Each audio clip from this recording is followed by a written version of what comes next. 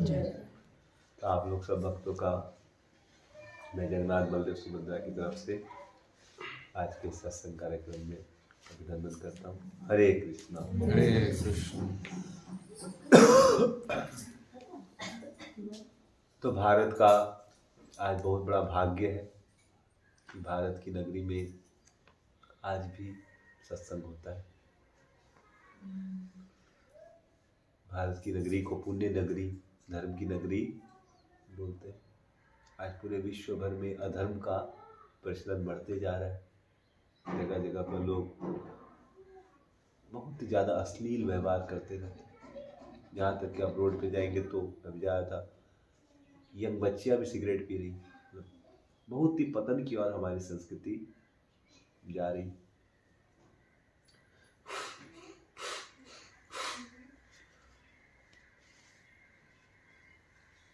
लेकिन फिर भी भारत में अभी भी धर्म का प्रचलन है।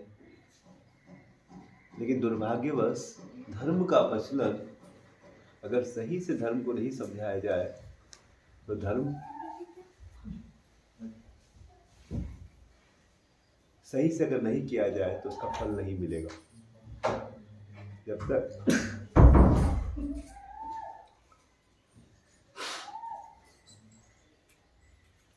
तो धर्म का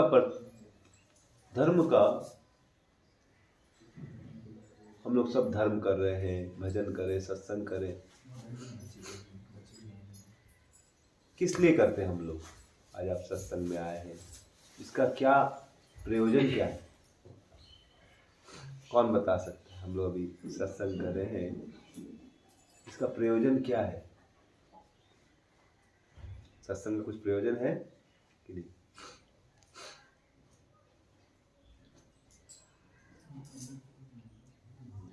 हम लोग हरि कथा सुनने आए हैं तो इससे क्या लाभ होगा, क्या प्रयोजन? आप तो थोड़ा सा आगे आ जाए, थोड़ा सा इधर आ जाओ।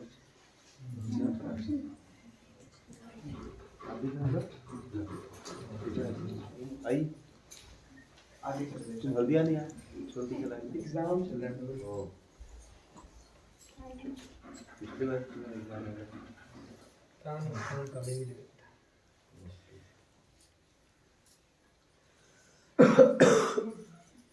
तो बताइए धर्म किस लिए करना चाहिए?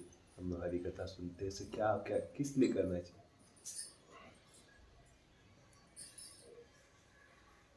कोई भी चीज करते शास्त्र बोलता है तो अगर बिना जानकारी के करेंगे तो उतना लाभ नहीं।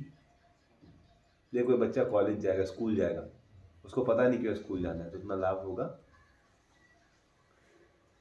उसको अगर पता है कि मैं स्कूल क्यों जा रहा हूँ, कि मुझे पढ़ना है, कॉलेज में जा रहा है, कब आए कॉलेज में, तो उसको पता ही पढ़ाई लिखाई करके एक जॉब लेना है, तो उसको पता नहीं किस लिए जा रहा है, तो फिर कभी भ्रमित हो। तो हम लोग सब यहाँ पर आए हैं सत्संग करने के लिए, इसका क्या प्रयोजन है बताइए? मेरा बोल के फायदा क्या होगा? किसी को पता ही नहीं क्या कर रहे तो बताइए, ऐसा कथा में आने से क्या लाभ? क्या नाम है आपका? साकिब। साकिब, तो क्या लाभ? बेसिकली अपनी अंतरात्मा को पवित्र करने के लिए। Very good. अंतरात्मा को पवित्र करने से क्या होगा? मन को शांति मिलेगा, जो सबसे ज़्यादा ज़रूरत है। मन की शांति के लिए। Very good. और क्या पर्पज है? उनका कहना है साकिब का कि मन की शांति के लिए हम लोग सत्संग में, अगर मान लीजिए आप सत्संग में आए, उसके बाद भी आपको चोट लग गई, आपके जीवन में कुछ अनहोनी घट गई, तब तो आप बोलेंगे भाई उल्टा हो गया। ऐसा भी तो हो सकता है ना, जो लोग भजन करते हैं वो बीमार पड़ते हैं कि नहीं पड़ते? वो लोग बीमार पड़ते हैं कि नहीं? तो फिर आप अगर सोचो मन की शांति के लिए, तो मन की शांति, आप बोलो भाई उल्टा हो गया मेरे साथ। तो वही पूछ रहा हूँ, क्या फायदा है सत्संग? तो हम लोग किस लिए सत्संग कर रहे हैं? ज्ञान लेने के लिए। तो ज्ञान से क्या फायदा होगा? ठीक है ज्ञान लेते, क्या ज्ञान?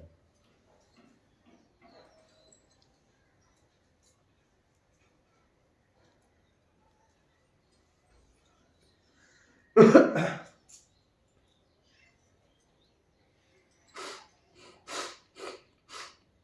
धर्म का क्या पर्पस है कि हमें अभय बनाए। क्या बनाए?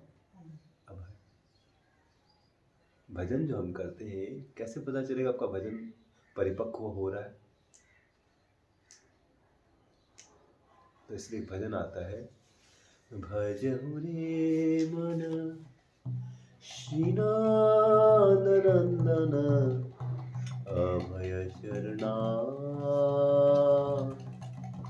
वृंद रे। भजहु रे मन श्रीनाथ नंदन अभय चरणा वृंद रे। भजहु रे मन श्रीनाथ नंदन अभय चरणा वृंद रे। भजहु रे मन श्रीनाथ नंदन अभय चरणा। तो अगर सचमुच में कोई भगवान का भजन करेगा, सचमुच में, तो उसको क्या होगा? अभय चरणारविंद। उसको भय लगना कम हो जाएगा। इस दुनिया में हर एक व्यक्ति भयभीत है। क्या है? हर एक व्यक्ति को टेंशन है। कहीं मुझे रोग न हो जाए, कहीं मुझे चोट न लग जाए, कभी एक्सीडेंट न हो जाए। तो इंश्योरेंस किस लिए कराते हैं? भय के कारण कराते ना इंश्योरेंस लोग। तो दुनिया में सबसे बड़ा इंश्योरेंस भगवान दे रहे हैं। गीता का जो श्लोक इस्तेमाल करते हैं, गीता के 90 अध्याय का 22 नंबर श्लोक है। किसी को पता है क्या श्लोक है? 9 नंबर अध्याय का 22 नंबर श्लोक नहीं पता? मेरे पीछे दोहराइए। गीता आप लोगों को मुखस्त कर लेनी चाहिए। हमारी क्या है, भारत की संस्कृति है। अगर इसको आप जान जाएंगे तो आप जीवन में कभी दुखी नहीं होंगे। तो मेरे पीछे दोहराइए। ओम नमो भगवते वासुदेवाय। ओम नमो भगवते वासुदेवाय। अनन्यश्चिन्तयन्तो माम्। अनन्यस्य चिन्तयन्तो माम्। ये जना पर्युपासते। ये जना पर्युपासते। तेषां नित्यभियुक्तानां। तेषां नित्यभियुक्तानां। योगक्षेमं वहाम्यहम्। योगं क्षेमं वहाम्यहम्। तो इस श्लोक में भगवान बोल रहे हैं कि जो भी मेरा अनन्य भाव से चिंतन करता है, मेरा भजन करता है अनन्य भाव से, अनन्य चिंतयन्तो माम्, जो मेरा अनन्य भाव से चिंतन करता है उसको क्या फल मिलेगा? ये जना पर्युपास, जो इस प्रकार से मेरी सेवा करता है, मेरा चिंतन करता है, मुझ में मन लगाता है। भगवान में मन लगाने का ये मतलब नहीं माला लेके सिर्फ दिन में हरे कृष्ण, वो भी है नो डाउट। लेकिन भगवान का मन लगाने का मतलब भगवान जो चाहते वो करना। समझ रहे? तो भगवान जो चाहते वो ऐसे अनुकूल जीवन आप जीते हैं, तब आपका जीवन क्या हो जाता है? अनन्य चिंतयन्तो माम्। उसको क्या बोलते हैं? तो जब आप भगवान की सेवा करते हैं अनन्य भाव से, तो क्या होता है? भगवान बोलते हैं आपकी जो भी आवश्यकता है, योगक्षेमं वहाम्यहम्। योगक्षेमं वहाम्यहम्। तो जब आप भगवान के साथ अपना रिश्ता जोड़ देते हैं, तो भगवान आपके क्या बन जाते हैं? फैमिली मेंबर बन जाते हैं। और आपकी जो जरूरत हो स्वयं लाके देते। कब? अनन्य भाव से उनके अनुसार आप जीवन जीते। भगवत गीता का ये मतलब नहीं है, भगवान ये नहीं बोले दिन भर तुम हरे कृष्णा करो। वो भी अच्छी बात है, कर सकते हैं तो, लेकिन आप हरे कृष्णा करेंगे और दूसरा हाथ से मांस खाएंगे। समझ रहे? हरे कृष्णा मच्छर को मारेंगे, हरे कृष्णा उसका पैसा इधर उधर भी करेंगे। तो ये सही। हरे कृष्णा जप के साथ साथ आपको भगवान के अनुकूल जीवन भी जीना। समझ? कोई लड़की बोलेगी नहीं हम हरे कृष्णा जप करेंगे, बेटा घर साफ कर लो। नहीं नहीं, हरे कृष्णा जप करें। तो घर साफ नहीं करेंगे, केवल हरे कृष्णा करेंगे तो क्या भगवान खुश होंगे? हाँ बेटा, भगवान के लिए भोग लगा दो। नहीं नहीं, हरे कृष्णा ही करेंगे। इसका मतलब सही भक्ति। कोई का पति बेचारा मिलिट्री में काम करता है, वो 4 महीने बाद वापिस आया, गेट खटखटाता है, खोलो, भूख लगा है। और वो क्योंकि वो बाहर रहता तो फोटो लगा रखे थे, क्या घर में लगाए थे पति का फोटो का, पूजा करती थी वो। अब पूजा करिए, पति आ गया, अब बोला जल्दी खोलो, भूख लगा है। पहले पूजा कंप्लीट होगा ना, पूजा कैसे छोड़ सकते? तो आप बताइए, पत्नी पति का पूजा कर रही है बढ़िया से, और पति आगे चिल्ला रहा है मैं 3 दिन से भूखा हूँ, खिलाओ। 10 मिनट रुकिए, अभी हमारे ये पति जो है ना फोटे वाले ज्यादा। तो जो व्यक्ति केवल विग्रह की सेवा करते हैं और भगवान की जो इच्छा वो नहीं समझते, उसको बोलते हैं कनिष्ठ अधिकारी। वो भी भक्त है, वो भी क्या है? भक्त है, लेकिन वो भगवान को सोचते हैं केवल एक पत्थर में सीमित है, भगवान को सब जगह उनको नहीं देख पाते।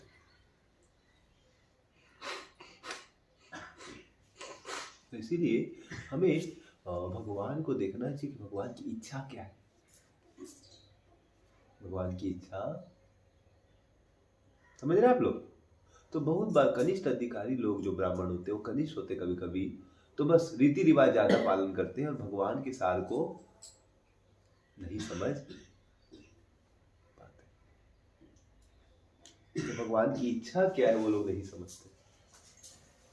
बट भगवान के जो शास्त्रों का नियम है उसको बहुत रिजिडली फॉलो करेंगे, लेकिन नियम के पीछे जो सार है उसको समझ नहीं आता।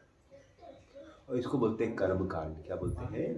कर्म कांड। तो इसके कारण आज लोग चूंकि धर्म के नियमों को नहीं समझते हैं सही से, उसके सार को नहीं समझते, इसके कारण क्या हो गया है, आज लोगों की धर्म पर श्रद्धा धीरे धीरे खत्म होती। तो धर्म के सार को समझ के जब भक्ति करते हैं, तब धीरे धीरे आप भगवान के निकट जाते हैं। तो सबसे पहला स्तर है, अगर भगवान के निकट जाना है तो है साधु संग। क्या है? जब अच्छे से धर्म का आचरण करेंगे तो उसका रिजल्ट क्या मिलेगा? अभय। भय खत्म। कब भय खत्म होगा? जब भगवान का दर्शन होगा। जो आपको दिखा है, जैसे कोई छोटा बच्चा है तो उसको कोई भय लगेगा अगर माँ बाप उसके बगल में है तो? अगर माँ बाप बगल में है तो भय लगेगा? हाँ, नहीं लगेगा। और मान लीजिए 4 साल का बच्चा है, लेकिन अगर माँ बाप बगल में है तो उसको चिंता रहेगी? बताइए आप लोग। और वही बच्चा माँ बाप से दूर चला जाए तो उसको भय लगेगा कि नहीं? जैसे एक बार मैं भागलपुर जा रहा था, मेरा नानी घर धनबाद से भागलपुर जा रहा था, तो मैं फ्यूल स्टेशन पे ट्रेन रुकी थी, समझ रहे हैं? और वहाँ पर शाम का समय था, रात का समय था, तो मैं उतरा और मैं नया बच्चा था, तो मेरे को मम्मी ने नया क्या खरीदाया था? जूता, और उसमें स्प्रिंग था। क्या था? और लाइट भी था। एक नया जूता है तो लाइट वाला और स्प्रिंग वाला। और मैं बड़ा खुश था, नया जूता पहन के। छुट्टी का हुआ तो मैं, गर्मी की छुट्टी तो जा रहा था नानी घर, तो बहुत खुश था। और स्टेशन पे उतर गया और बहुत आनंद कर रहा था, अब घूम रहा था ऐसे से अपने आप। तब तक एकाएक मेरे पिताजी बगल में थे, लेकिन वो दिखाई देना बंद, और इधर मेरी ट्रेन खड़ी, तब तक एक और ट्रेन आ गई। और जब मैं घूमा तो मुझे समझ में आया मेरी ट्रेन कौन थी, और दुर्भाग्यवश पिताजी भी दिखाई देना बंद। अभी मेरा आनंद जो था अब क्या हो गया? दुख में परिवर्तित। अब मैं डर गया, अगर ट्रेन चली गई तो मेरा हरि बोल, समझ रहे? और मैं जोर से चीखा तो पिताजी पकड़ के मेरे को ले गए। तो पॉइंट है, अभी मैं बहुत आनंदित था। जूता मुझे क्या दे रहा था? नया जूता, चमक रहा था, पौ पौ आवाज भी करता था, पौ पौ, बड़ा अच्छा लग रहा था, बड़ा आनंद था। लेकिन एकाएक मेरा आनंद दुख में कैसे परिवर्तित, भय में कैसे परिवर्तित हो गया? क्यों भयभीत हो गया मैं?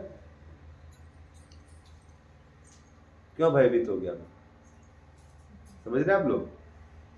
अभी मैं खुश था और अभी मैं दुखी हो गया। क्यों? अभी मैं भयभीत, एकदम आनंद में था जूता, नए जूते के कारण, और अभी भयभीत हो गया। क्यों? बताइए क्यों भयभीत हो गया? पिताजी। हाँ, तो देखिए जीवन में आपके पास कितनी भी सुख सुविधाएं हो, कितना भी पैसा हो, जब भगवान का आश्रय हट जाता है ना तो भय आ जाता है। देखिए मेरे पास अच्छे जूते थे, लेकिन जैसे मैं वो डला पिताजी कहाँ गए, मैं भयभीत हो गया। वैसे ही समाज में आज पैसा है, सब कुछ है, लेकिन जैसे भगवान का आश्रय खत्म हो जाता है, लोग डर जाते। क्या हो, अरबों रुपया भी होगा लेकिन डर जाएगा आदमी कि मेरा होगा क्या। और ये भय के कारण आदमी क्या करता है, बहुत बड़ा नशा करता है। उसको डर लगता है क्या होगा, तो डर के मारे फिर आश्रय खोजता है। तो आप अगर भगवान का आश्रय नहीं लेंगे तो आपको गलत चीजों का आश्रय लेना पड़ेगा। और चूंकि आज समाज में लोग भगवान का आश्रय ले रहे हैं, नास्तिक हो गए, इसलिए आप देखेंगे गलत चीजों का आश्रय ले रहे हैं कि नहीं। आज घर घर में पहले सबके हाथों में माला हुआ करती थी, वैदिक सभ्यता में सबके हाथ में क्या होती थी, भगवान का नाम लिया करते थे। अब सबके हाथ में खैनी। आप जाइए, सबके हाथ में क्या है, खैनी, नहीं तो गुटखा। झूठ नहीं बोल रहा हूं, यहां तक कि अभी एक डिवोटी के पिताजी गुजर गए थे तो मैं गया था। संस्कार करते समय 60-70 आदमी गए और सब लोग अच्छे लोग थे। सोचिए एक दिन अपना छुट्टी लेके बेचारे गांव के अच्छे लोग कि भाई गुजरा जाना चाहिए, अच्छे मनुष्य थे, लेकिन मैं देखा आधे लोग खैनी खा रहे, लाश को जलने का भी वेट नहीं कर, बीच बीच में कि खैनी खाए बिना हम नहीं। जैसे जीने के लिए सांसों की जरूरत है, हिंदी में सॉन्ग आता है सांसों की जरूरत है जैसे जिंदगी, वैसे खैनी की जरूरत है। अभी आजकल नया हो गया खैनी खाने से, मतलब मैं एग्जांपल दे रहा हूँ, खैनी या गुटखा या मतलब या चाय तो ऐसा हो गया ऐसे लगता है जड़ी बूटी है। आज उठते के साथ मेरी माँ मेरे को चाय से ही बड़ा की, सबसे पहला चीज मेरे मुंह में जाता था चाय। सुबह 6 बजे स्कूल जाना होता था तो चाय रोटी या चाय बिस्किट, मिल्क बिकीज डालो चाय में, ऐसे समझ रहे। तो सबसे पहले मैं क्या मुंह में डालता था, जहर। समझ रहे, सबसे पहले चरणामृत मुंह में डालना चाहिए, हम लोग चाय अमृत डालते। समझ रहे, तो कुछ ना कुछ तो डालना पड़ेगा। आप चरणामृत नहीं डालेंगे तो आपको चाय अमृत पीना, लेकिन चाय अमृत नहीं है, जहर है। क्या है, हमारे घर में कोई भी आएगा, अरे चाय ले आओ, चाय ले आओ। कभी तो बोलना ही नहीं था, डिफॉल्ट आया था, मम्मी को बोलना भी नहीं पड़ता। हाँ लीजिए चाय। दुकान में भी जाइए, कोई भी दुकानदार है, ग्राहक आएगा, हाँ चाय ले आओ, चाय चाय चाय चाय चाय। तो हम लोग हर समय किसका आश्रय ले रहे हैं, चाय का, खैनी का, गुटखा का, नशा का। शादी भी होता है तो उसमें रूम में भगवान का प्रसाद लड्डू नहीं रखा जाता, क्या रख देते हैं, सिगरेट, ये सब रखते। अब मैं तो जाता नहीं शादियों में, लेकिन मैं जब छोटा बच्चा था तो देखता था। क्यों? इसका मेन कारण है कि हमने भगवान का भजन कम करवा दिया। पहले स्कूल में गीता पढ़ाई जाती थी, अब बच्चे को सही से ज्ञान भगवान का, तो उसके जीवन से हम भगवान हटा दे रहे, तो किसका आश्रय ले रहा है, गलत चीजों का। तो आप सत का आश्रय नहीं लेंगे तो असत का आश्रय लेना ही पड़ेगा। इसलिए जीवन में जो आदमी सत्संग नहीं करेगा उसके अंदर बुरी आदतें आ जाएंगी। श्रीमद् भागवतम प्रमाण है, 11वें स्कंद में बताया गया कि जो भगवान का आश्रय नहीं लेगा, भगवान की भक्ति का आश्रय नहीं लेगा, वो धीरे धीरे अपने अच्छे गुण में रहने वाला भी व्यक्ति धीरे धीरे पतंती मतलब गिर जाएगा। इसलिए जितना समाज से हम भगवान को हटाएंगे उतना देखेंगे लोग बुरी आदतों में धीरे धीरे प्रविष्ट, उतना उनमें लोभ आ जाएगा। पैसे रहेंगे उनके पास लेकिन भय रहेगा, साथ साथ क्या रहेगा। आज आप अफ्रीका में जाएंगे, ऑस्ट्रेलिया में जाएंगे, अमेरिका में जाएंगे, पैसे की कमी नहीं। अमेरिका में वहाँ का हमारे भारत से वहाँ की जो पैसे की स्थिति है बहुत अच्छी। एक आदमी की एवरेज इनकम भारतीय से करीबन 20 गुना ज़्यादा है। भारत की एवरेज इनकम वाले 20,000 रुपये, तो वहाँ पर करीबन 4 लाख रुपए का आदमी कमाता है। तो पैसे के मामले में हमसे अच्छे। तो वहाँ पर करीबन वहाँ की जनसंख्या जो है करीबन शायद मान लीजिए 20 करोड़, समझ रहे। और भारत की संख्या उससे 10 गुना ज्यादा है या 5 गुना ज्यादा है। लेकिन उनके जो जेल है, समझ रहे, हमारे भारत में जितने जेल है तो उनके जेल उससे भी ज्यादा है, समझ रहे। यहाँ पर मान लीजिए पर प्रत्येक 10,000 आदमी के लिए एक जेल, 10,000 में से एक जेल है, वहां पर प्रत्येक 500 आदमी के लिए जेल, क्योंकि इतना क्राइम होता है वहां। और क्राइम का मेन कारण क्या है? अगर कोई बच्चे के पास आप उसको, अगर उसको माँ बाप का आश्रय तो छीना झपटी करेगा? जिस बच्चे को आश्रय की माँ मेरे को दे दी, छीना झपटी करेगा? लेकिन जिस बच्चे को पता नहीं कि मेरे माँ बाप देंगे नहीं, वो पहले से क्या कर लॉकर में भी रखेगा, कल का भी रख लेगा कि फ्यूचर में मिले नहीं मिले। इसलिए जितना जीवन से भगवान को हटाएंगे उतना ज्यादा हम क्या हो जाएगा, लोभ आएगा। क्या आएगा हमारे जीवन में? लोभ आएगा, भय आएगा। इसलिए अगर आपको सचमुच में भय को हटाना है तो क्या करना पड़ेगा? भगवान का भजन करना। और भगवान का भजन कैसे होगा? भजहु रे मन श्री नंदन अभय चरणारविंद। भगवान का भजन करो मन, इससे आपका भय खत्म। कैसे भजन चालू होगा? तो बोल रहे हैं दुर्लभ मानव जनम सतसंगी को बोले पहुंच, अभी तो यंग हूं, अभी पैसा कमा लेता हूं, बूढ़ा होने पे भजन करूंगा। अभी कोई उम्र थोड़ी ना मेरी, अभी मेरे को पैसा कमाने दीजिए, जब बूढ़ा हो जाऊंगा ना तब फिर बहुत भजन। बोलेंगे नहीं, दुर्लभ है मानव जन्म। क्या है? मानव जन्म दुर्लभ मानव जनम सतसंगे तर हुए भव सिंधु। अरे भैया, ये कोटि कोटि जन्मों के बाद आपको मनुष्य शरीर मिला है जिसमें आप भगवान का भजन कर सकते हैं। एक क्या कुत्ता बैठ के भजन कर सकता है? आपकी तरह कथा सुन सकता है? बिल्ली सुन सकती है, समझ सकती है? उसके पास उतनी शक्ति नहीं है। लेकिन मनुष्य और भगवान ने शक्ति विवेक की दी। इसलिए मनुष्य जीवन को दुर्लभ मानव जन्म सत्संग, इसे सत्संग कीजिए। सत्संग करने से क्या होगा? तरो ये भव सिंधु, आप इस भव सागर से बाहर। अब कैसे पता चलेगा आप सत्संग कर रहे हैं कि नहीं? कैसे पता चलेगा आपने साधु का संग किया? साधु संग करने से पहला स्तर जीवन में अगर भगवान को प्राप्त करना है तो क्या करना पड़ेगा? साधु संग।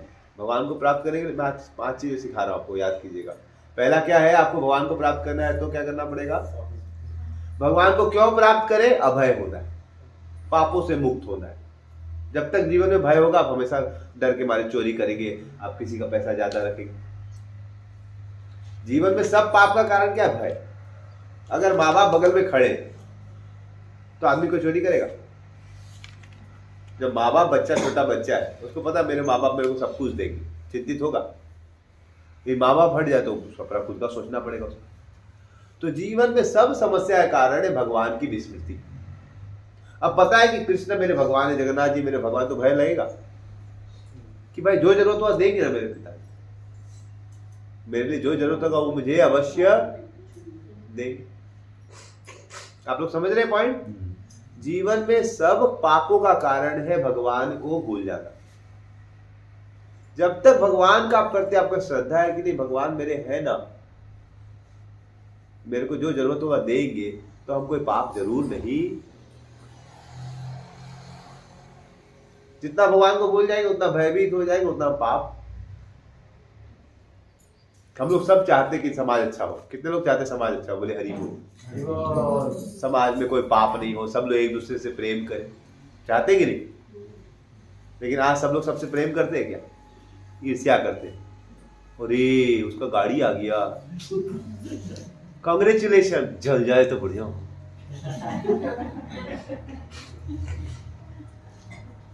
मतलब अंदर से एक हो गया है और बाहर से, समझ रहे? एक शिव जी का भक्त था, समझ रहे? शिव जी का बहुत भजन किया, तो शिव जी प्रकट हुए। बोलो बेटा क्या चाहिए? बोला आप प्रकट हो गए शिव जी, शिवरात्रि के पहले आ गया बहुत टाइम, वाह। बोलो क्या चाहिए? बोलो मैं तुम्हारे वजह से खुश हुआ।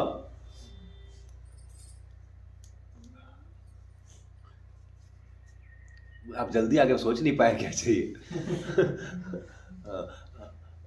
4 व्हीलर होगा तो बहुत अच्छा होगा, एक तो 4 व्हीलर दे दीजिए। 2 व्हीलर में जाने में थोड़ा सा ठंडा लगता है, 4 व्हीलर होगा तो बहुत अच्छा होगा।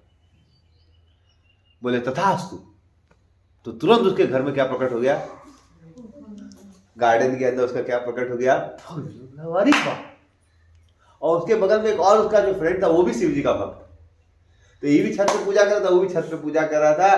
तो इसको एक गाड़ी मिला और उसने प्रार्थना की, उसको देखा उसका गोडाउन में 2, उसका गार्डन में 2 गाड़ी आ गया। बोले ये क्या हो गया? इसका एक गाड़ी उसका। बोले क्या हुआ, तुम क्या प्रार्थना किया था? बोले हम शिव जी को बोले थे ये जो मांगेगा उसका डबल मिल जाएगा। बोला अरे तुम तो 1.25 शेर निकला रे, हमको एक गाड़ी मिला तुमको।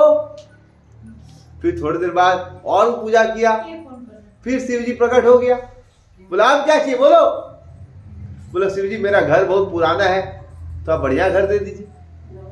तो तुरंत उसको नया बड़ा घर, बिना कोई इंस्टॉलमेंट के, बिना लोन के, बिना कुछ खरीदे, एकदम घर अपने आप बढ़िया।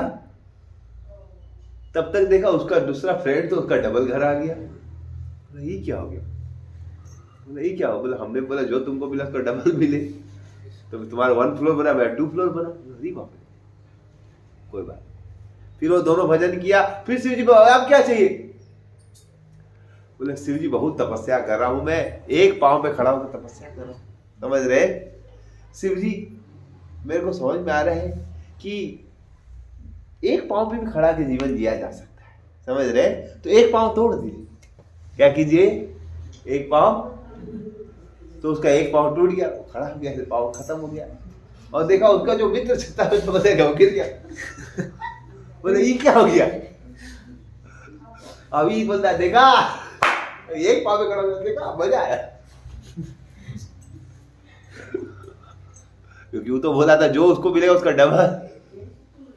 तो इसका एक पांव टूटा तो उसका तो बड़ा खुश हो गया।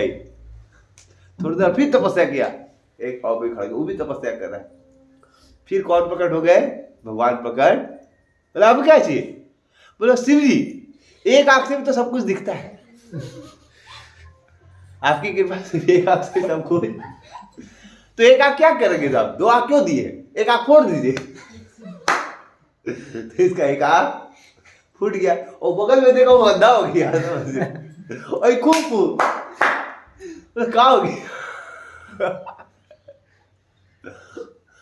तो वो इतना भजन किया, लेकिन उसने चूंकि साधु संग नहीं किया, इसलिए क्या हो गया?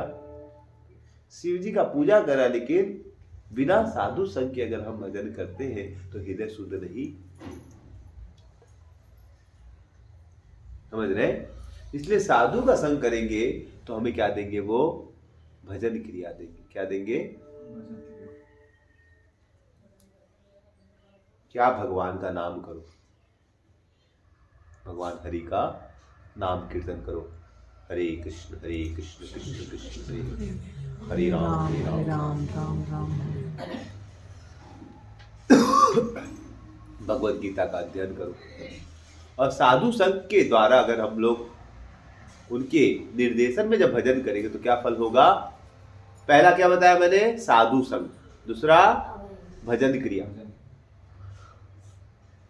अपने मन से भजन करने से ज्यादा लाभ कि हमको आज घर घर में जाओ, हर माता जी कौन तो कोई तो पाठ चालू कर दिया, अपने मन से कोई सुंदर कांड पढ़ रहा है तो ई कांड पढ़ रहा है तो वो कांड पढ़ रहा है, और फिर घर में अलग अलग कांड करता है, समझ रहे? और क्या स्पीड से पढ़ता है, 8 एक बार कंप्लीट करना है जो भी हो, एक लाइन पढ़ता है और कोई भी बगल में रिकॉर्डिंग करे सुनाइए नहीं देगा कुछ का। लाइट बंद कर दिया, पानी आ गया, भजन भी कर रहा है, उधर घर भी चला रहा है, उधर ए बेटिया सीटी बंद कर ऐसा भजन करने से ज्यादा लाभ, समझ रहे? कि उधर वो बाबा जी बोल दिए वो भी चालू कर दिए, ये भी चालू कर दिए, वो भी चालू कर दिए, बस इधर का ये भी फोटो ला के रख दिए, घर में ये भी फोटो रख दिए, वैष्णो देवी का फोटो, बाबा जी का फोटो सब रख दो। मंदिर को अपना घर में सब लोग मंदिर रखते, अपने घर में क्या रखते? सब लोग एक छुपा हुआ गुफा में मंदिर बना के रखते, और उस गुफा में जहाँ का देवी देवता सब ला के रोकते जाते, समझ रहे?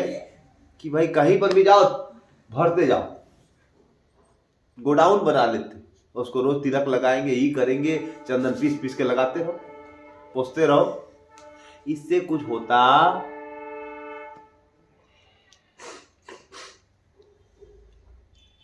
बिना साधु संत के आशीर्वाद की हुई भक्ति ज्यादा लाभ, जैसे बिना कोई डॉक्टर के आप मेडिसिन लेके तो ज्यादा लाभ होगा।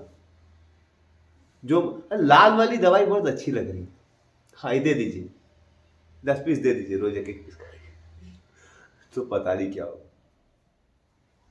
तो जब हम गुरु वैष्णव के निर्देशन में भक्ति करते हैं, जैसे आप डॉक्टर के निर्देशन में जब दवाई लेते हैं तो रोग ठीक होता है। क्या होता है? आपको अगर 102 बुखार तो धीरे धीरे ठीक हो जाते हैं। वैसे हम जब गुरु निर्देशन में, वैष्णव निर्देशन में जब हम भजन करते हैं, भगवान का नाम करते हैं, तो धीरे धीरे हमारा अनर्थ निवृत्ति होती है। क्या होती है? पहला क्या बताया मैंने?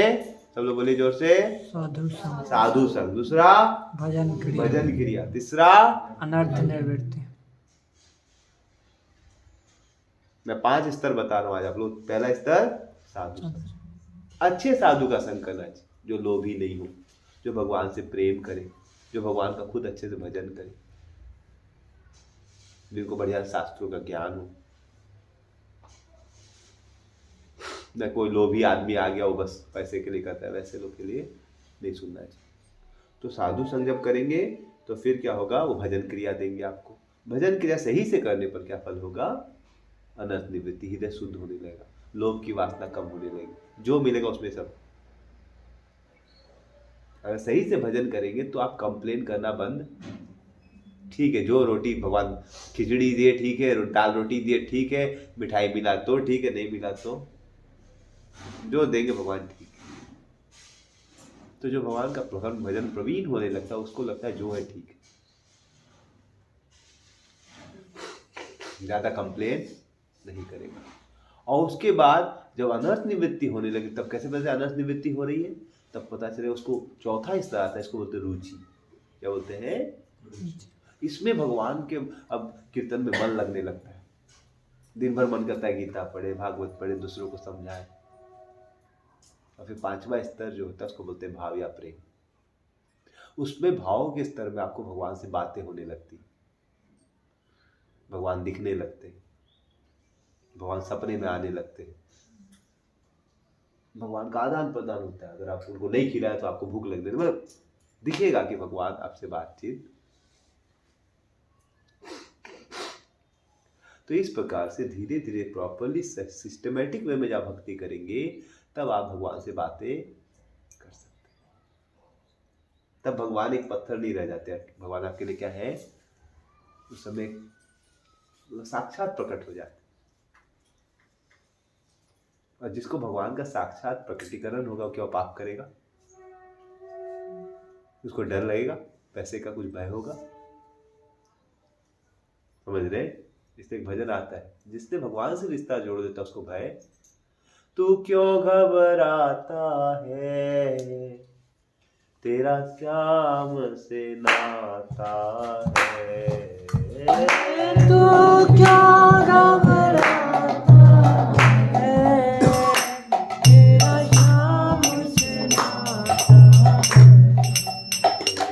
तू क्यों घबराता है, तेरा श्याम से नाता है। तू क्यों घबराता है, तेरा शाम से नाता है। जब मालिक है सिर पे, क्यों जी को जलाता है। जब मालिक है सिर पे, क्यों जी को जलाता है। क्यों घबराता है, तेरा श्याम से नाता है। तो क्यों घबराता है, तेरा शाम से नाता है।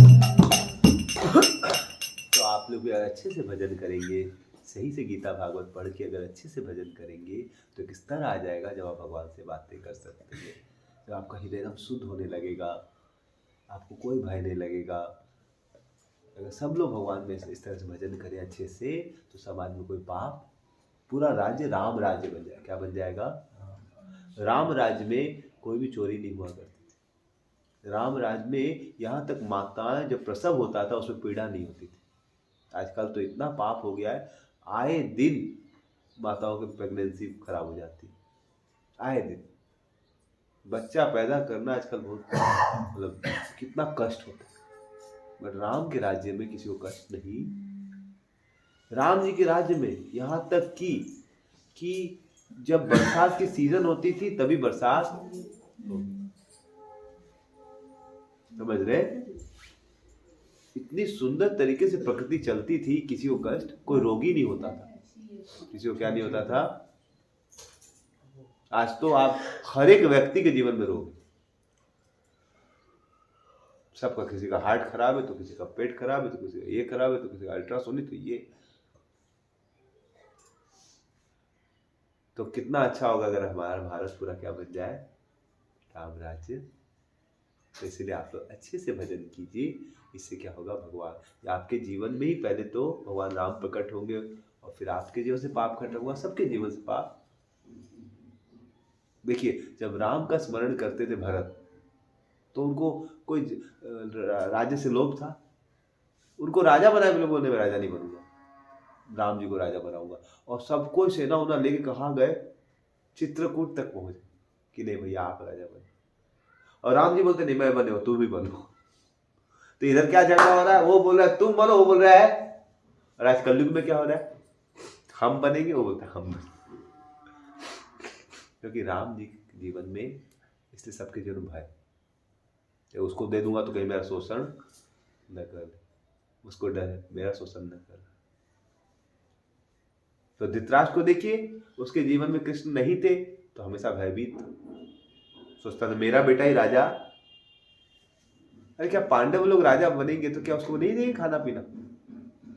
इतना खराब करने के बाद भी बाद में पांडव जो राजा बने, तभी भी पांडव लोग युधिष्ठिर रोज धृतराष्ट्र को प्रणाम करते थे, उनको पहले खिलाते थे, उनको बहुत सम्मान देते थे, इतना गलत करने के बाद।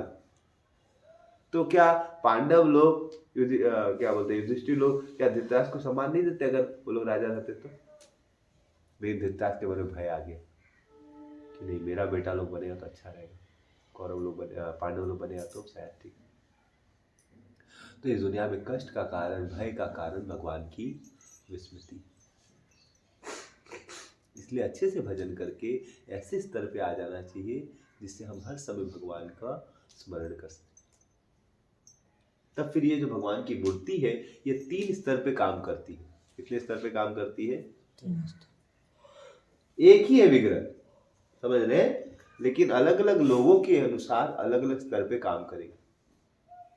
तो जो लोग की चेतना विकसित नहीं होती उनके लिए जड़मय जिनकी जड़मय चेतना होती है उनको लगता है पत्थर। उसको क्या लगता है, देखो ना मैं गिरा दूंगा तो गिर जाते हैं। उसको क्या लगता है, देखो ना मैं गिरा दूंगा गिर गए, या टेबल हिल के देखो ना भगवान गिर गए, देखा क्या भगवान है। इसको बोलते हैं जड़मय चेतना, क्योंकि हमारी चेतना विकसित है, हमको लगता है पत्थर। उससे जब आप थोड़ी भजन शुद्ध हो जाते हैं थोड़े, तब फिर इसको बोलते हैं मनमय चेतना, जिसमें थोड़ा सा लगता नहीं है इसमें कुछ शक्ति है, ये साधारण नहीं। आप थोड़ी शुद्ध हो जाते हैं, अच्छे से भक्ति करते हैं तो लगता है नहीं, थोड़ी सेवा करते हैं तो आपको अनुभव होता नहीं ये कुछ साधारण व्यक्ति कुछ प्रार्थना करने से पूरी हो जा रही है, या कुछ गलती करते तो आपको झटका लग जाता है, या और उससे ऊपर चेतना को बोलते हैं, समझ रहे, चिन्मय चेतना। उसमें ये विग्रह से बात करने लगते हैं, समझ रहे। लेकिन ये चिन्मय चेतना कब आएगी, जब काफी शुद्ध। तो एक बार एक भक्त थे जो दक्षिण भारत में रहते थे, तो उनकी इच्छा हुई वृंदावन जाने की। कहाँ जाने की? वृंदावन बहुत पवित्र धाम है। तो उनका उम्र काफी हो गया था, 60 साल के आस उम्र हो गई थी उनकी, बहुत बुजुर्ग हो गए थे, 50 साल की। तो उसी समय एक और दूसरे एक ब्राह्मण थे, वो भी वृंदावन जा रहे, वो युवा थे, एक बूढ़े ब्राह्मण और एक युवा ब्राह्मण। तो जब उनको पता चला कि वो भी जा रहे हैं युवा ब्राह्मण, तो बोले मुझे भी ले चलो, क्योंकि मैं तो थोड़ा ओल्ड हो गया हूँ। तो उनको भी लगा चलो बेचारे सीनियर हैं, ओल्ड हैं, इनकी मेरी सेवा, तो सेवा करने के लिए वो ले गए। और बहुत अच्छे तरीके से सेवा की, उनको अच्छे से ले जाते थे, उनको चलने में दिक्कत होती थी मदद कर देते थे उनकी कृपा से। फिर उन्होंने पूरा गोवर्धन परिक्रमा कर ली, वृंदावन के अलग अलग स्थानों को देख लिया। तो बूढ़े ब्राह्मण बहुत खुश हो गए, बहुत खुश हो गए कि बेटा तुमने मेरा तीर्थ यात्रा सही से करवा दिया, बहुत बहुत धन्यवाद। और इतनी सुंदर सेवा की थी यंग ब्राह्मण ने ओल्ड ब्राह्मण की, युवा ब्राह्मण ने बूढ़े ब्राह्मण की। तो सुख बहुत खुश हो, बोले बेटा मैं तुम्हें कुछ देना चाहता हूँ। बोले मुझे तो कुछ चाहिए नहीं, मैं तो बस आपकी सेवा के लिए किया, क्योंकि मुझे पता था कि आपकी सेवा करोगे तो मुझे कुछ आशीर्वाद। हमारी वैदिक संस्कृति में लोग दूसरों की सेवा करते हैं किस लिए? आशीर्वाद लेने के लिए। और आज भारत की संस्कृति, सेवा की संस्कृति खत्म होते जा रही है, शोषण की संस्कृति चालू हो गई। तो इन्होंने तो किस लिए सेवा की थी? आशीर्वाद के लिए। तो बोले मुझे तो आपका आशीर्वाद दीजिए कि मैं अच्छा भक्त बनूं। वो नहीं, मैं तो कुछ देना चाहता हूँ, मेरी इच्छा है बेटा कि मेरी बेटी की शादी तुमसे मैं कर दूं। तो युवा ब्राह्मण ने बोला देखिए आप लोग बड़े अमीर घर से हैं और हम तो बड़े गरीब घर से, ये उचित नहीं लग रहा है। बोला अरे तुम क्यों टेंशन ले रहा है, मेरी बेटी है, मैं जिससे भी शादी करूं। उसने बोला देखिए मैं कुछ नहीं बोलूंगा, लेकिन मुझे आप परिवारों से बात करें। बोले परिवार से क्या बात करना, बेटी मेरी है, इसीलिए क्या पूछ रहा है किसी। तो थोड़ा सा हवा बवा बोल दिए। बोले देखिए आपकी बात झूठ नहीं होनी चाहिए, आप ब्राह्मण है तो आप भगवान के सामने बोलिए। तो वहां पर एक गोपाल जी के विग्रह थे, तो उन्होंने बोल दिया मैं गोपाल जी के सामने बोल रहा हूं कि मेरी अपनी बेटी की शादी तुमसे। अब उसके बाद जब वो वापिस आए तो जो वृंदावन में से अलग भाव में थे, जो घर आए पत्नी बच्चे, अब उनको देख के डर लगने लगा, बोलूं कि नहीं बोलूं।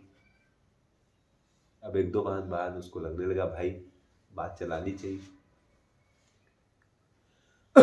तो उन्होंने एक दिन बात चलाई, कह रहे मैं सोच रहा था बेटा की शादी बहुत अच्छा जो है यंग ब्राह्मण से करवा देता। जैसे वो लोग बोले, उस ब्राह्मण का नाम युवा, बोले उसके उतना गरीब, समझ रहे। हमारे बच्चे लोग ड्रामा करते हैं, कभी कभी दिखाता है, तो उसमें हमारे डिवोटी एक बार रोल कर रहे थे, समझ रहे। तो उसमें जो पत्नी बनी थी वो बोलती है अरे तो रोने लगी। तो क्या हो गया भाई? अरे मेरा जीवन तो बर्बाद कर ही दिया, मेरी बेटी का जीवन। इस प्रकार से बात चलने लगी। तो इस प्रकार से वो देखे कि घर का माहौल बहुत, और जो लड़का था वो यंग हो गया था, बोला आपको गला काट दे, आप कहीं शादी करेंगे मेरी बहन का?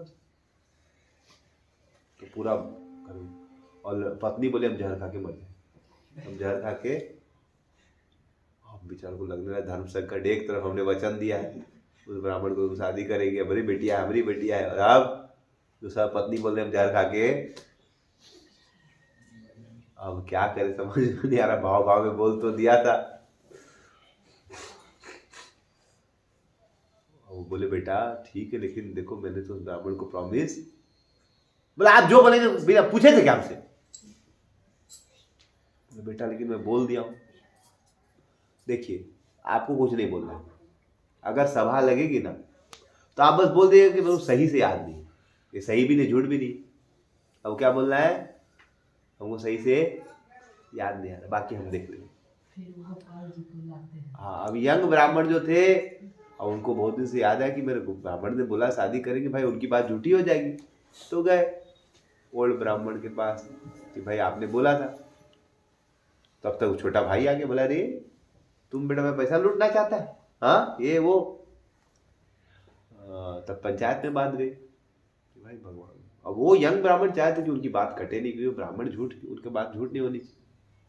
अब वो वाकई उसका भाई झगड़ा करने गुंडा था, ऐसा कैसे बोल दे, ऐसा नहीं हो सकता, ये वो बहुत झमेला होने लगा। बोले ठीक है, यंग भाई बोला कि अरे ये झूठ बोला, ये मेरे बाप को धतूरा खिला दिया था, उनका मेरा पैसा वैसा लूट लिया, और ये हमारा घर को चोरी करना चाहता, और झूठ मूठ अब बोल रहा है कि हमारा बाप ऐसा बोला, ऐसा करके बदनाम करने लगा। बोला अगर इसका क्या प्रूफ क्या? तो यंग ब्राह्मण बोल दिया भगवान गोपाल जी के सामने साक्षी दिया गया। वो तो जड़मय चेतना में था, उसको तो विश्वास। बोला ठीक है, अगर गोपाल जी आके साक्षी दे देंगे तो हम बहन का शादी कर समझ रहे। उसको तो विश्वास था कि गोपाल जी आने वाला। और बोला ठीक है, और वो चला गया वृंदावन। गोपाल जी से बात है, गोपाल जी हमको तो कोई शादी करने की इच्छा नहीं, लेकिन आपके सामने वो ब्राह्मण की बात रखी गई, आपको रखना पड़ेगा, आपने साक्षी सुनी थी कि नहीं? अब उसने इतना प्रेम से, उनका इतना शुद्ध जीवन था कि भगवान की मूर्ति बोल बैठी कि भाई हम साक्षी देने जाएंगे नहीं, तुम चले जाओ वहीं पर, हम यहीं से बोल देंगे। बोल नहीं नहीं सब नहीं चलेगा। बोला भाई मूर्ति चलती नहीं है, मूर्ति चलती नहीं, मूर्ति यहीं पर आएगी। बोले मूर्ति तो बोलती भी नहीं है, तो बोल कैसे रही? अब भगवान बेचारे अपने भक्तों के प्रेम में तो बोले बोल सकती है तो चल भी। भगवान बोले ठीक है मैं चलूंगा, लेकिन घूर के मत देखना पीछे, हमको चलते हुए तुम देखेगा, समझ रहे? अगर तुम घूम के देख लिया तो फिर हम चलना बंद कर देंगे। और रोज खाना देना, हमको प्रसाद बहुत प्रिय, समझ रहे? तो हमको रोज 1 किलो चावल का भोग लगा देना बॉईल करके, समझ रहे? तो भगवान भी खाते पीते घर से, समझ रहे? चल भी रहे, बोलते यात्रा भी करें तो खाते रहे, तो खाना बंद कर देगा। तो यहाँ पर भी जगन्नाथ जी बड़ी अच्छा सेवा हो रही, 3-4 बार खिलाया जा रहा है, तो अच्छा जगन्नाथ जी पूरे खिले में। तो अब चलते चलते जब गांव पहुंच गया तो उसने सोचा अब देख लेते, तो जैसे पीछे मुड़ के देखा तो भगवान बोले अब मैं नहीं चलूंगा। बोला कोई बात नहीं, मत चलिए, हो गया हमारा काम तो हो गया, पहुंच गए। और गाँव वाले बोला आइए आइए, देखिए जगन्नाथ जी भगवान जी आ गए, गोपाल जी। पूरा गाँव आ गया, सच पूछो गोपाल जी आ गए, कह रहे सब आ गया, और सबके सामने गोपाल जी ने क्या साक्षी दी कि नहीं सच ब्राह्मण ने बोला था। और तब से वो गोपाल जी का विग्रह वहां पर, साक्षी गोपाल जो गए थे प्रभु जी पुरी में। हाँ, तो ये पहले दक्षिण भारत में थे। कहाँ थे? दक्षिण भारत में थे। फिर क्या हुआ, वहां के जो राजा थे वो उनको पुरी ले आए। तब वो विग्रह कुछ दिन कटक में थे। उड़ीसा के राजा जब जीते थे, पहले क्या होता, राजा उड़ीसा, ये सब बड़े राज्य थे, उड़ीसा, आंध्र, उत्कल को उड़ीसा बोलते थे, महाराष्ट्र, ऐसे बड़े बड़े राजा हुआ करते। तो एक बार उड़ीसा के राजा ने दक्षिण भारत के राजा को हराया था। तो हराते थे तो लोग वहाँ का मंदिर को भी कोई सुंदर विग्रह ले आते, सोना चांदी ले आते थे। तो उन्होंने गोपाल जी के विग्रह को देखा, इतने सुंदर थे, तो वो लेके कटक में अपनी राजधानी में गोपाल जी को पूजा।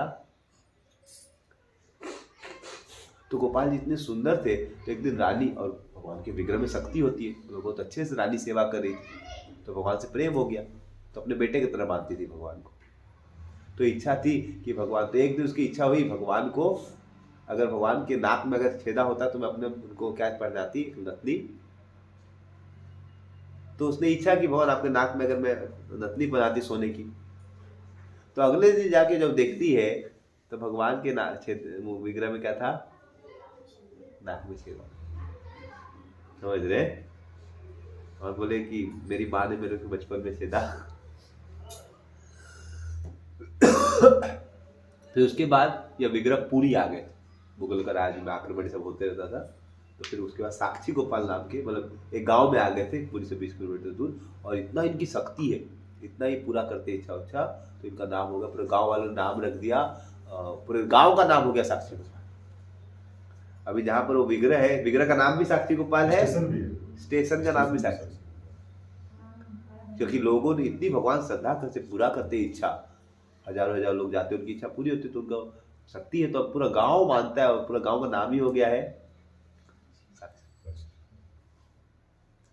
तो वैसे जीवन में अब उसके भाई की श्रद्धा नहीं थी, क्योंकि वो नास्तिक था। तो एक को लग रहा भगवान दिखे, दूसरे को भगवान। तो जब आप सेवा करेंगे भगवान की, तब फिर भगवान का आपका आदान प्रदान। वैसे ही एक और लीला है, एक भक्त थे, इनका था माधवेंद्रपुरी। क्या नाम था? तो माधवेंद्रपुरी बड़े विरक्त थे, दिन भर घुमा करते थे भगवान का नाम। तो एक बार घूमते घूमते घूमते वो वृंदावन पहुंचे। कहाँ पहुंचे? श्री वृंदावन धाम। और गोवर्धन की परिक्रमा करते करते फिर गोविंद कुंड में आके स्नान करके बैठ के जप करे। और उनकी ऐसी प्रतिक्रिया थी, कुछ मांगते नहीं थे, कोई दे दिया तो ले लेंगे, नहीं तो इसको बोलते अजगर विद्यु। कुछ साधु लोग मांगते तो मांगते नहीं थे, अपना भजन कर रहे थे। अब वो तो नहीं मांगते थे, लेकिन भगवान अपने भक्तों को कभी कष्ट में देख नहीं। तो भगवान ने सोचा मेरा भक्त कुछ खाया पिया नहीं सुबह से, इसको कुछ तो मेरे को व्यवस्था। तो भगवान ने कुछ छोटा बालक का रूप ले लिया और चले गए, और हाथ में एक दूध का भांड ले लिया और जाके किसको दिया? ए माधव, ये लो दूध पी लो, अब जल्दी पी लो, मैं थोड़ा सा भी दूध दूधने जा रहा हूँ, वापिस आऊंगा तो भांड ले लूंगा। तो उन्होंने बोला कौन है आप? बोले मैं गोप हूं, ये मेरा गांव है, और मेरे गांव में कोई भूखा नहीं जाता है, कोई मांग के खाता है, कोई दूध पी के रहता है, और कोई कुछ नहीं करता तो हम लाके देते। ऐसा बोल के वो बोले लेकिन आपको कैसे पता नहीं मैं भूखा हूं? बोले माता जी लोग पानी नहीं भरने आते, सुबह से देख रहे हैं कि आप बैठे। ऐसे भगवान घुमा के, और जब दूध पियो तो अमृतमय, ऐसा दूध उन्होंने कभी पिया। और फिर बच्चा तो आया नहीं, और फिर उनको रात जब करते करते रात को 2 बजे थोड़ी नींद लगी, उसी समय सपने में बच्चा आया। नहीं वही कौन है? भगवान। बोले अरे भगवान आए थे, उनको पहचाना। तो भगवान अपने भक्तों को स्वयं सेवा। फिर भगवान ने बोला देखो माधव, तुम्हारा बहुत दिन से इंतजार कर रहा था। बोले क्या हुआ भगवान? बोले मेरी एक बहुत प्राचीन विग्रह जमीन के नीचे फंस गई।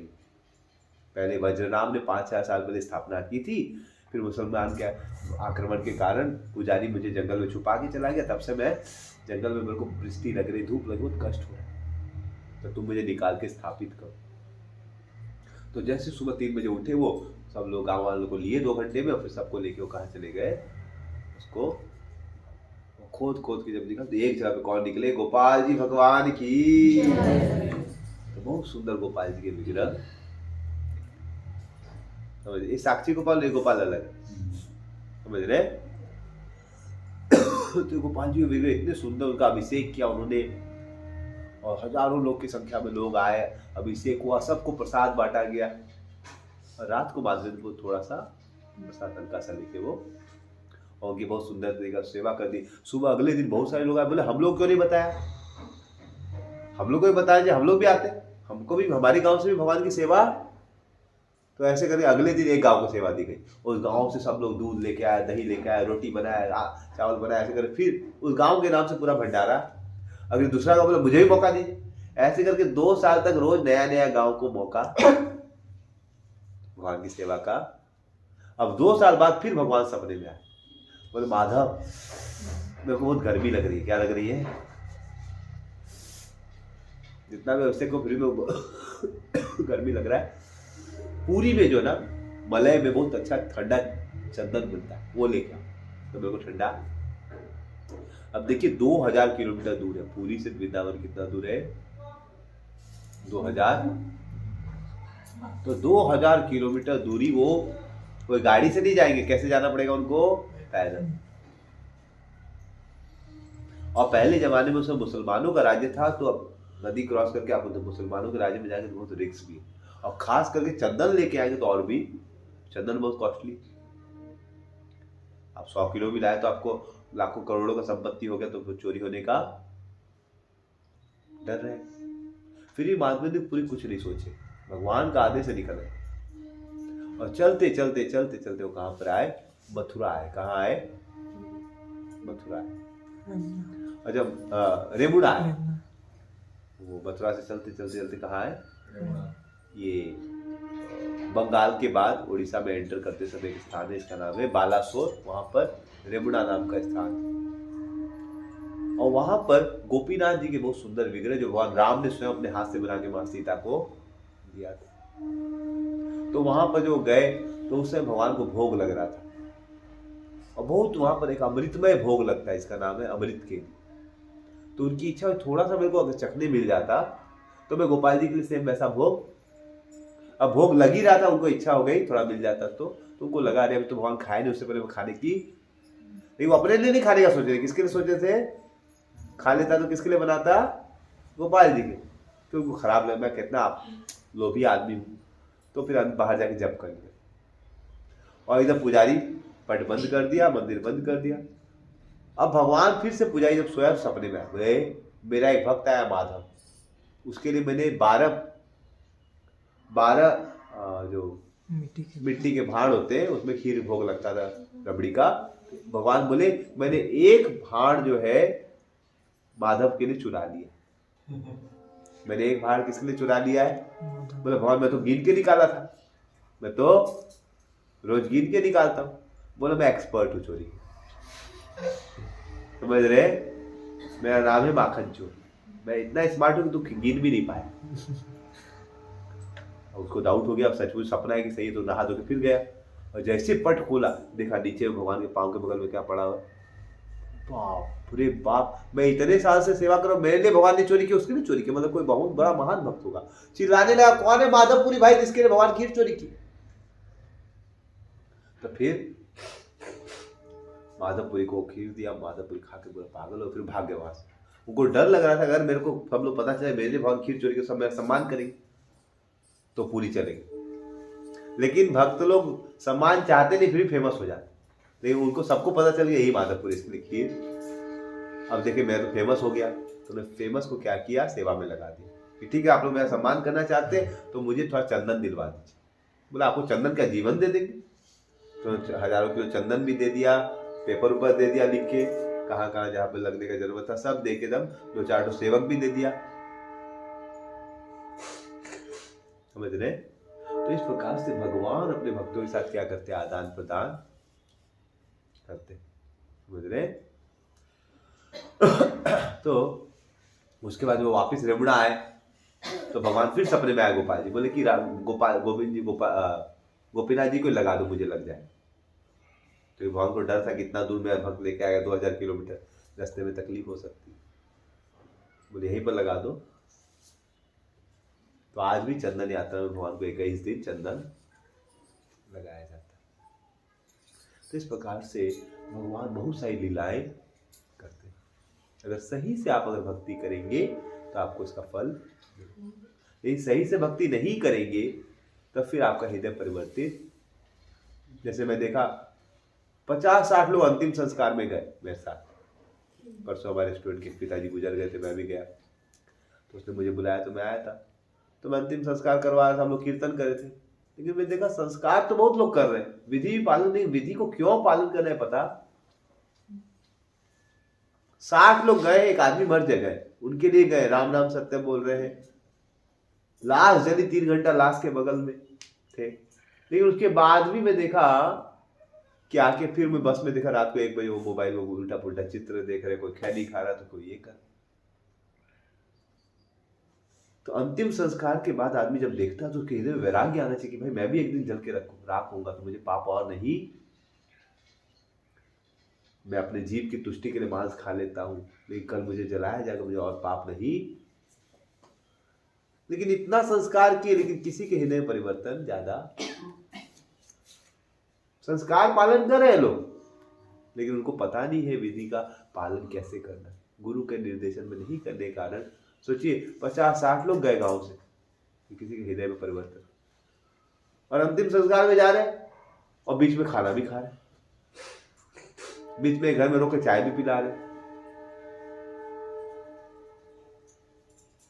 तो आज भारत में बहुत सारे विधि विधान तो पालन कर रहे हैं लोग, लेकिन उनको सही से चूंकि जानकारी नहीं है कि क्या करना है, कैसे करना है, इसलिए उनके हृदय में परिवर्तन नहीं। इसीलिए अच्छे से भजन करेंगे तब हमारे हृदय में क्या आएगा? परिवर्तन आएगा। इसलिए शास्त्रों के अनुसार हमें भजन करना चाहिए। तो शास्त्रों के अनुसार भजन भगवान कृष्ण का करना चाहिए। आजकल कुछ लोग शिव का भजन करते हैं, शिव गुरु। तो शास्त्रों के अनुसार भगवान कृष्ण का भजन करने से हृदय शुद्ध होता है। इसलिए शास्त्र बोलता है, शिव जी भी किसका भजन करते हैं? कृष्ण का भजन करते हैं। राम राम राम। तो पार्वती ने पूछा, आप किसका स्मरण करके इतने शांत रहते, इतने सुखी रहते? बोलते पार्वती, मैं भगवान राम का स्मरण करता हूं, मैं कृष्ण का स्मरण करता हूं। तो शिव जी किसका स्मरण कर रहे हैं? राम का भजन करें, कृष्ण का भजन करें। तो कृष्ण का भजन करने से हृदय शांत हो जाता है, समझ रहे? लेकिन अगर आप केवल शिव का भजन करेंगे तो आपको भौतिक ऐश्वर्य मिल जाएंगे, लेकिन हृदय शुद्ध नहीं होगा। उदाहरण के लिए हमारे उदाहरण लीजिए रावण का। रावण किसका भजन करता था? शिव जी का। तो पैसे बहुत थे, लेकिन हृदय में जब सीता मैया को देख रहा तो उसका क्या इच्छा है? सीता मैया को भोग करने। शिव जी का बहुत भजन करता था, लेकिन काम वासना उसकी खत्म नहीं। और शिव जी का भजन करने शिव जी रक्षा किए। जब मीटिंग हुई, जब उसने बहुत बदमाशी करना चालू कर दिया रावण ने, तो मीटिंग हुई देवताओं की कैसे मारा जाएगा। तो शिव जी ने बताया कैसे मरेगा। क्या बहुत पाप बढ़ गया इसका, अभी हरि बोल हो रहा है, जब से ऐसी सीता मैया को अपहरण करेगा उस समय हरि बोल किया जाएगा। तो जिसका पूजा करा वही बता रहे कैसे मरे। तो शिव जी का भजन करना अच्छा है। शिव जी की पूजा से हम लोग शिव जी को मानना चाहिए, लेकिन शिव जी का हमको पूजा करने की जरूरत। शिव जी सबसे बड़े भक्त हैं, उनके भक्त के रूप में पूजा, उनकी भगवान के रूप में पूजा करने से आपके अंदर अच्छे गुण नहीं आएंगे। उनको भक्त के रूप में मैं उनको पूजा करता हूँ, कैसे? सबसे बड़े भक्त है इसके रूप में कि हमको कोई भक्ति दिए शिव, उसमें कोई नुकसान। लेकिन जो शिव जी को सुप्रीम समझ के सेवा करते हैं, ओम नमः शिवाय जप करिए, ये समझ के शिव जी सुप्रीम है, तो उनका हृदय, उनको भौतिक ऐश्वर्य मिलेगा लेकिन हृदय शुद्ध। तो सोचिए ना, रावण ने शिव जी का भजन कर, शिव जी उसका हरिबोल करवाए, तो किसका भजन करना चाहिए? लेकिन आज कोई गुरु है नहीं सही से गाइड करने वाले, लोग अपने मन से शिव गुरु ज्वाइन कर लेते। समझ रहे? नमः शिवाय बोलो, नमः शिवाय, समझ रहे? उसको बोलने से फिर, अब देखिए विकासुर को देखिए, वो शिव जी का भक्त था। शिव जी की तपस्या क्या, गला काट काट के चढ़ा रहा था, अपना हाथ का मांस फाइनली गला काट के चढ़ा रहा था शिव जी पर। बोले भैया क्या चाहिए? बोले वरदान दिए जिसके सर पे हाथ रखूं। इतना तपस्या किया, मांस चढ़ा दिया, सोचिए यहां तक पूरा एकदम गला काट के चढ़ाने वाला। भस्मासुर ने ऐसी तपस्या की, सोचिए, उसका विकासुर भी नाम है भस्मासुर। तो कितना तपस्या किया, और वरदान क्या मांगा? जिसका सिर पे हाथ रखूं निताई गौर प्रेमानंद हो जाए। और देखिए देखिए सबसे बड़ी बात है, शिव जी पार्वती बगल में खड़ी थी, पार्वती का सुंदर रूप देख के उसके मन में पार्वती को भोगने की इच्छा, जिसका भजन करा उसी को भोगने की इच्छा। तो अब जब उसको वर शिव जी ने बोला तथास्तु, ठीक है, तो सोचा शिव जी के सर पर रख दिया जाए ताकि हम पार्वती को भोग। सोचिए शिव जी का भजन किया, शिव जी शक्ति थे, शिव जी का उड़ा के शिव जी की पत्नी को एंजॉय करना। इसलिए शिव जी बोलते हैं कोई मेरा, आदि पुराण में आता है, पद्म पुराण में, कोई मेरा भजन करता है तो एक्चुअली में वो सही व्यक्ति नहीं, जो नारायण का भजन कर रहा है वो सचमुच में मेरा भक्त है। तो इसलिए अगर आप केवल शिव जी का भजन करेंगे, उनको सुप्रीम मान के, उनको सर्वश्रेष्ठ मान के, तो हृदय गंदे साफ नहीं होगा। और आप शिव जी की पूजा करो कुछ नहीं चाहते हुए, तब शिव जी आपको किधर भेज देंगे? कृष्ण के पास। नरसिंह मेहता कुछ नहीं चाहते, शिव जी का केवल भजन करते थे। तो एक दिन शिव जी का भजन, शिव जी प्रकट हो गए, बोले क्या चाहिए? बोले मैं तो कुछ नहीं चाहता, तो कुछ तो मांगो, तो आपको जो देना है दे दे, जो आपको सबसे अच्छा लगे। बोले मुझे तो सबसे अच्छा कृष्ण भक्ति लगता है, तो उसको कृष्ण भक्ति। तो नरसिंह मेहता क्या बन गया? कृष्ण का बहुत बड़ा। तो इसलिए आजकल मैंने सुना है बहुत लोग शिव गुरु में ज्वाइन कर, सब जगह बहुत जगह, लेकिन ये उचित शास्त्रों के अनुसार। भगवान गीता में क्या बोल रहा है? अहम सर्वस्व प्रभु, मुझसे पूरी सृष्टि आती, शिव जी मुझसे आ रहे, ब्रह्मा जी मुझसे आ रहे। तो आप पेड़ में पानी देंगे तो पत्ते को पानी देंगे, जड़ को पानी देंगे? कोई बोला नहीं हम पत्ते को पानी देंगे। तो शिव जी ब्रह्मा जी आदि क्या है? पेड़ के पत्ते। और कृष्ण क्या है? तो आप हरे कृष्ण भजन जब करेंगे, हरे कृष्ण कृष्ण कृष्ण हरे हरे, हरे राम राम राम, तो अपने आप आपको सभी देवी देवता, शिव जी भी बहुत खुश। जैसे मैं हरे कृष्णा, तो शिव जी मुझसे बहुत खुश रहते हैं।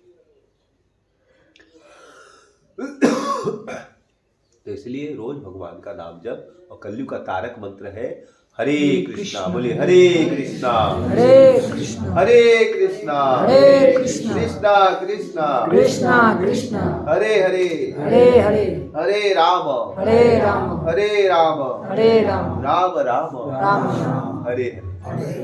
तो इसको रोज जप करना चाहिए। भगवान हमें सब हवा दे रहे, पानी दे रहे हैं, तो हमें प्रयास करना चाहिए रोज हम भगवान को। आज कौन दे रहा है हवा हमको? हम खुद से अपनी हवा लेके आए हैं क्या? कोई जब जन्म लिया था तो घर में क्या 2-4 सिलेंडर लेके आया था कि नहीं? हंस आके नहीं, आप जब जन्म लिए तो 3 सिलेंडर लेके आए थे कि नहीं? कहाँ से हवा ले रहा? कौन दे रहा आपको हवा? भगवान दे रहे।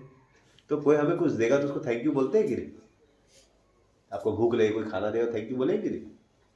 हाँ, तो वैसे भगवान हमें इतना कुछ दे रहे, उनको थैंक यू बोलना चाहिए कि नहीं? बोलना चाहिए कि नहीं? तो सब कुछ हमें भगवान दे रहे, खाना हमें भगवान दे रहे, पानी भगवान दे, हवा दे रहे, तो सब कुछ वो दे रहे हैं। तो जो लोग फिर भी भगवान को थैंक यू नहीं बोलेंगे वो चोर कहलाते,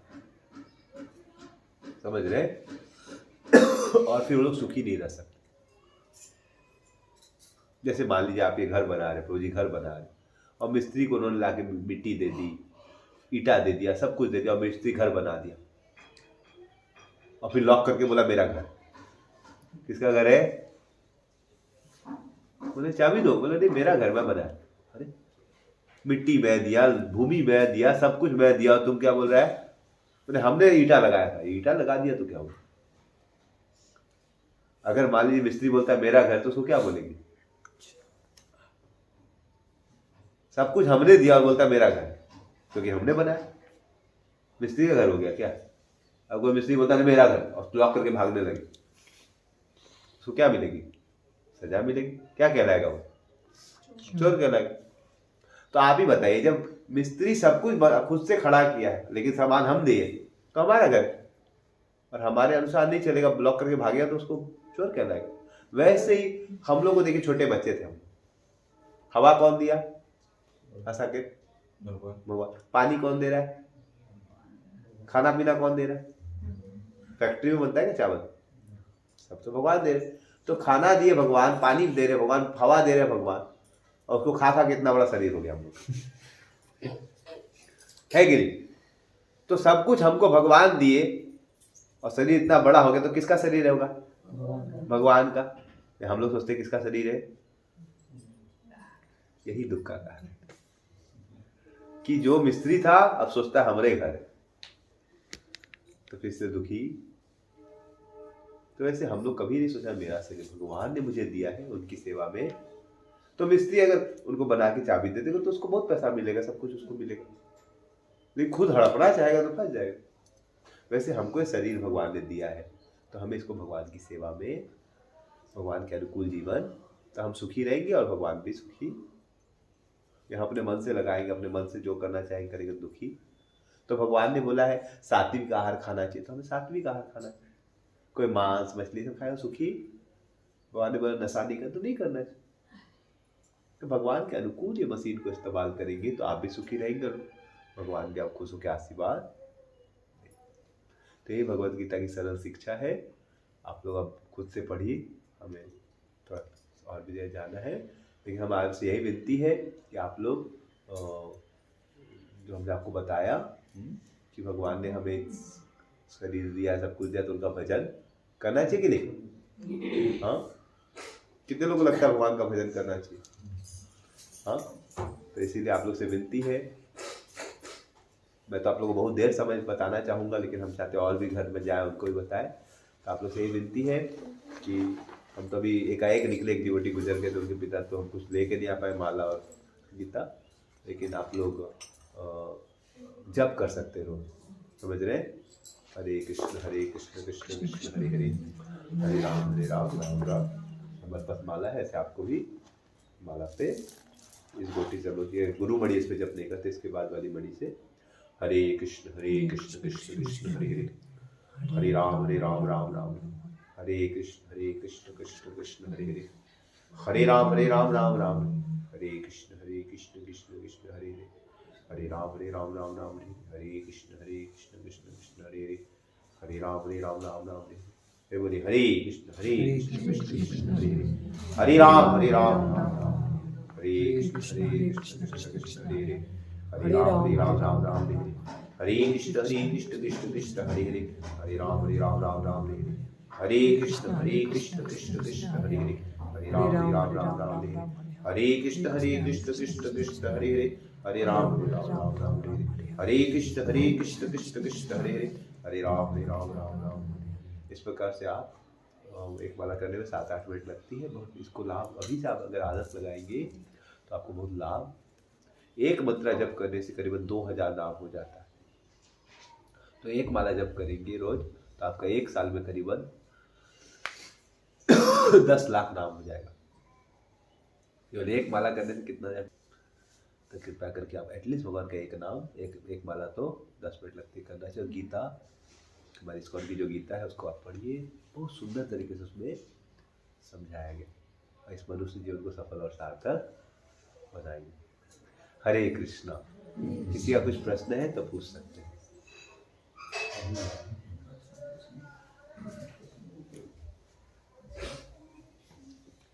कुछ प्रश्न है तो पूछ सकते हैं।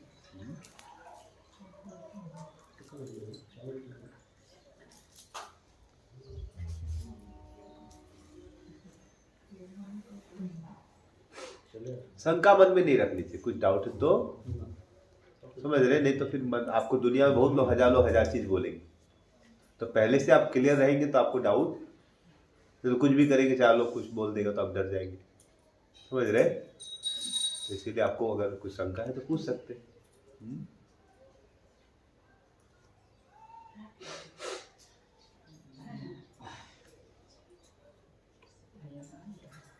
बोलिए बात नहीं,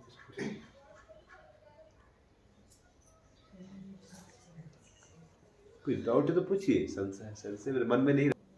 यस, साकेत पूछिए, प्रश्न पूछिए। जैसे कि आप बोले थे कि कोई इंसान भक्ति के साथ कोई जीव को मार नहीं सकता, ठीक है।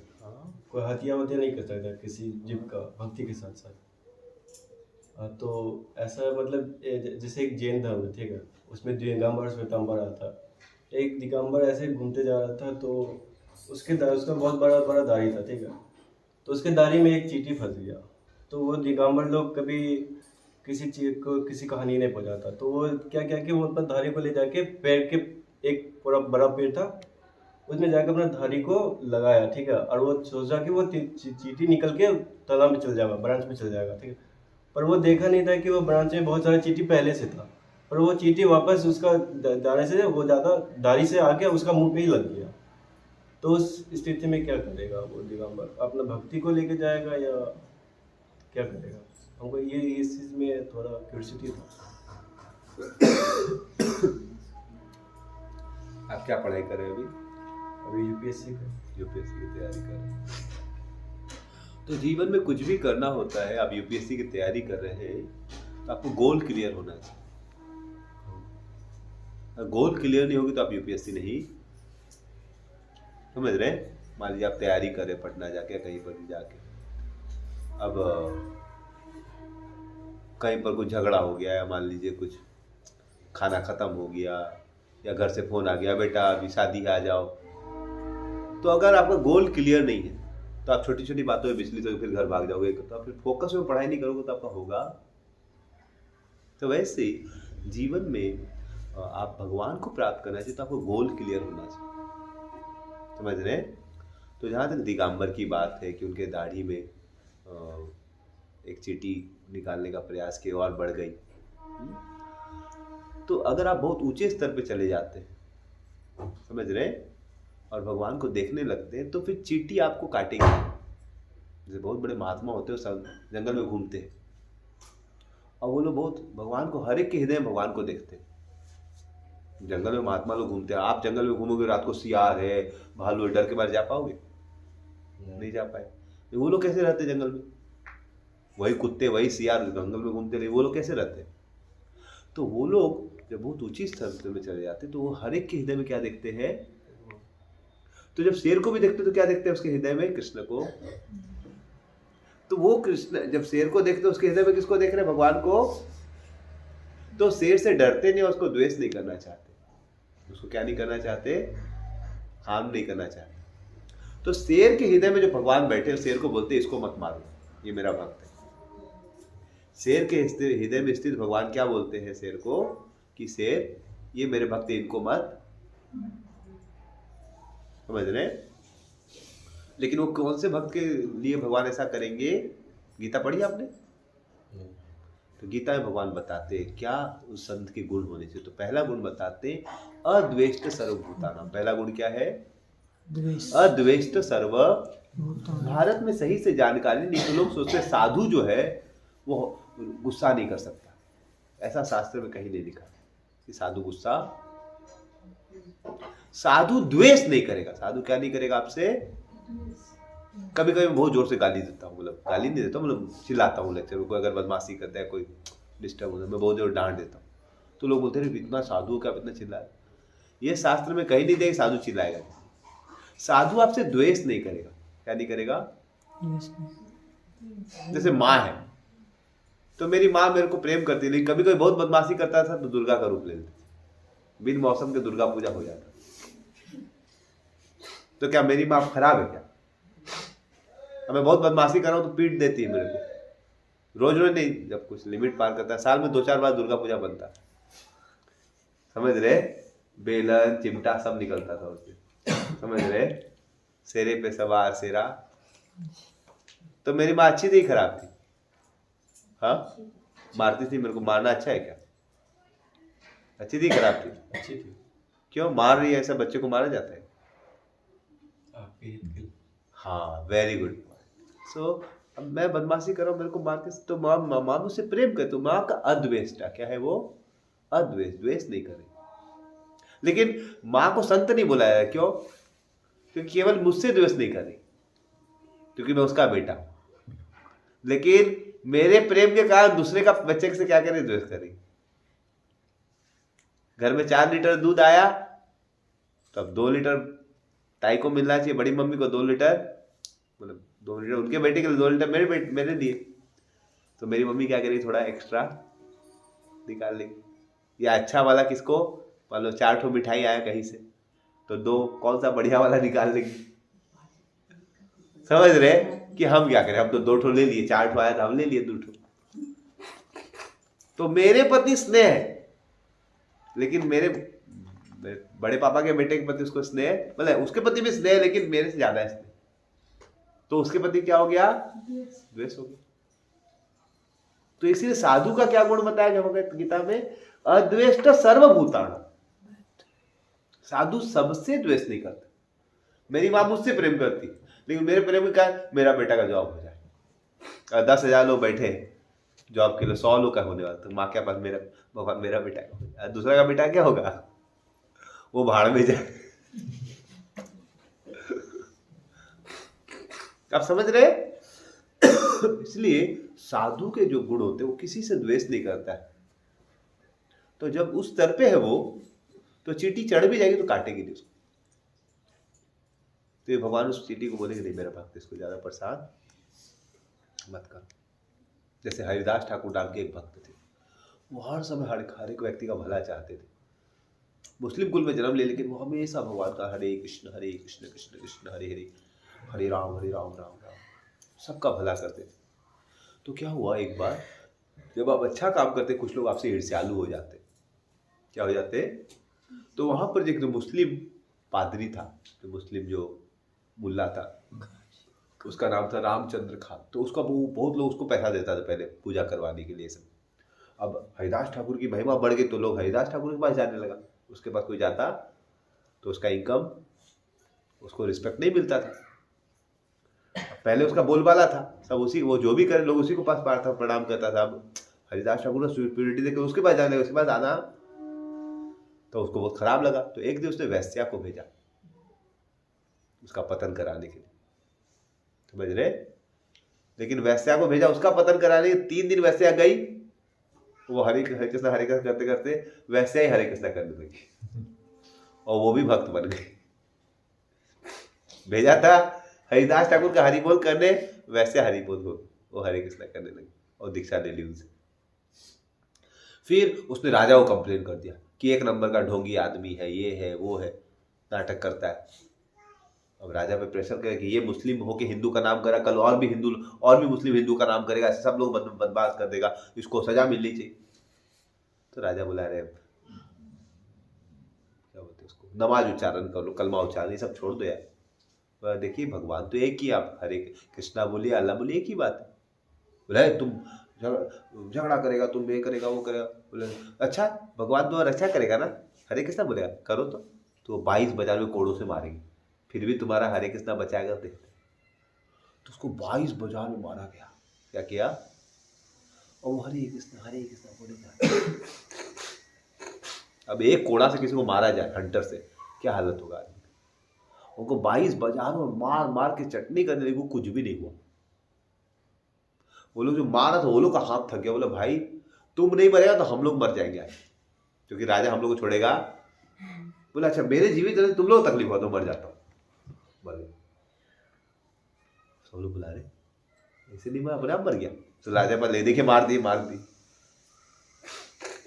फिर बोला इसको दफनाया नहीं जाना चाहिए, मुस्लिम होके हिंदू का नाम लिया, इसको दफनाएंगे।